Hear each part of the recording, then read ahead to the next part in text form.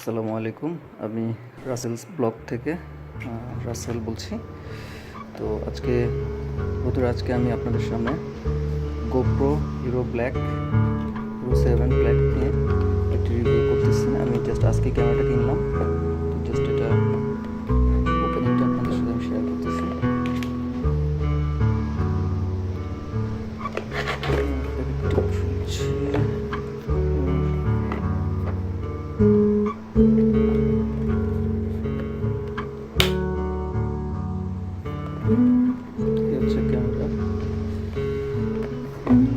ক্যামেরাটা আমি কিনেছিলাম বসুন্ধরা সিটি থেকে, বসুন্ধরা সিটির দ্য ক্যামেরা ওয়ার্ল্ড থেকে।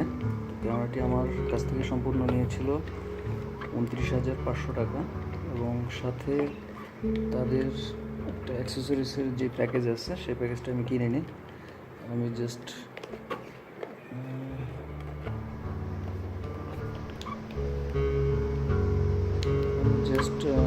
যে অ্যাক্সেসরিজগুলো আমার বেশি প্রয়োজন ওইটাই আমি কিনেছি।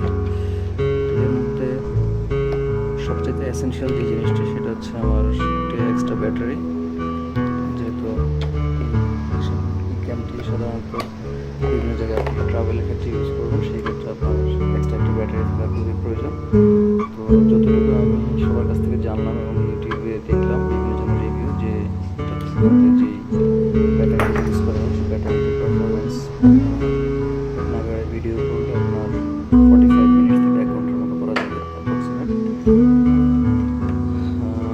সব মিলিয়ে এই জন্য আমি একটা এক্সট্রা ব্যাটারি নিলাম, আর হচ্ছে নর্মাল একটা কেস। আর ক্যামেরাটি যদিও ওয়াটারপ্রুফ, জাস্ট 30 মিটার পর্যন্ত আপনি মোটামুটি পানির নিচে কোনো ভিডিও করতে পারবেন ইজিলি। আর তো সাবধানতা অবলম্বন করাই ভালো। সেক্ষেত্রে আমি মার্কেটে একটা ওয়াটারপ্রুফ কেস দেখেছিলাম, সেটা হচ্ছে প্রায় 5,000 টাকা চেয়েছিল, তো আমি ওটা নিইনি। তো আমি চিন্তা করতেছি এটা বিভিন্ন অনলাইন শপ থেকে নিয়ে নেব। আপাতত ক্যামেরাটি নিয়েছি। তো হচ্ছে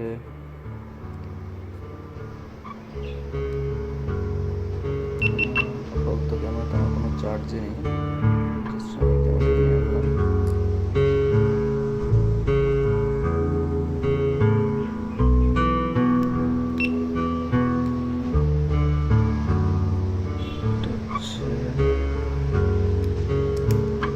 ব্যাটারি স্লট,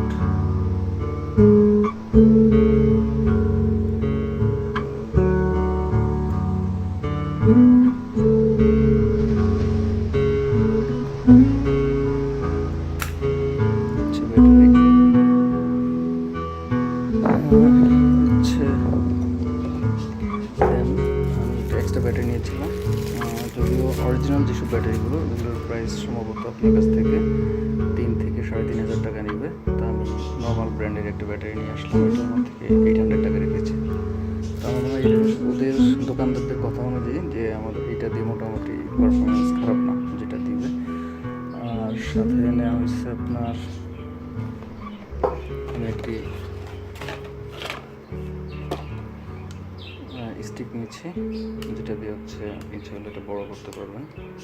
স্টিকটি সুন্দর, মোটামুটি ভেঙে রাখা যাবে। স্টিকটি নিয়েছিল আমার থেকে 800 টাকা।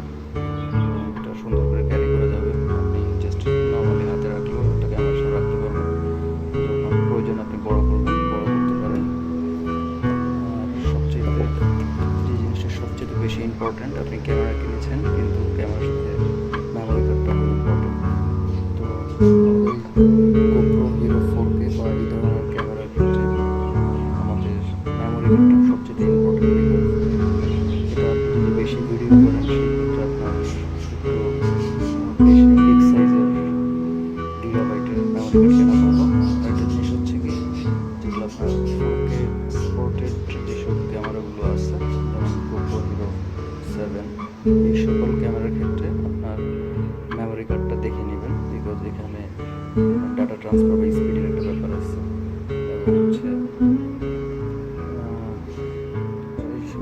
সব মিলিয়ে এইসব কার্ডের ক্ষেত্রে আপনার ডাটা স্পিড ট্রান্সফার বা এটা হচ্ছে আপনি হয়তো ক্যামেরা কিনলেন অনেক দাম দিয়ে, জাস্ট অল্প কিছু টাকার জন্য নর্মাল একটা মোবাইলে ব্যবহার করার মতো মেমোরি কার্ড দিয়ে চালালেন, এটা হলে হয়তো আপনি ভুল করবেন। বিকজ অনেক সময় দেখা গেছে কি আপনি ক্যামেরায় ক্যাপচার করেছেন, অনেক হাই রেজলিউশন শো করতেছে, কিন্তু এটা যখন আপনি মেমোরি কার্ডে রিজার্ভ হচ্ছে সেটা আপনি তখন রেজলিউশন কমে যাচ্ছে। এটা ডিপেন্ড করতেছে আপনার যে আপনার মেমোরি কার্ডের উপরে।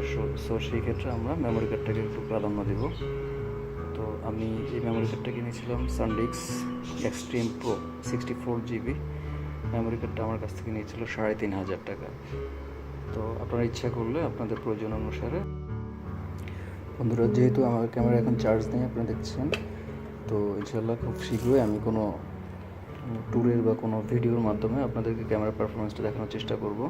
তো আপনারা দেখলেন এতক্ষণ ধরে আমার ক্যামেরার GoPro Hero 7 ব্ল্যাকের একটি আনবক্সিং ভিডিও। তো ইনশাল্লাহ খুব শীঘ্রই আপনাদের সামনে আমি সুন্দর একটা ভিডিও বা ট্যুরের বা কোনো প্রকার ভিডিও নিয়ে চলে আসবো ইনশাল্লাহ। সে পর্যন্ত অপেক্ষা করবেন। ধন্যবাদ। আসসালামু আলাইকুম।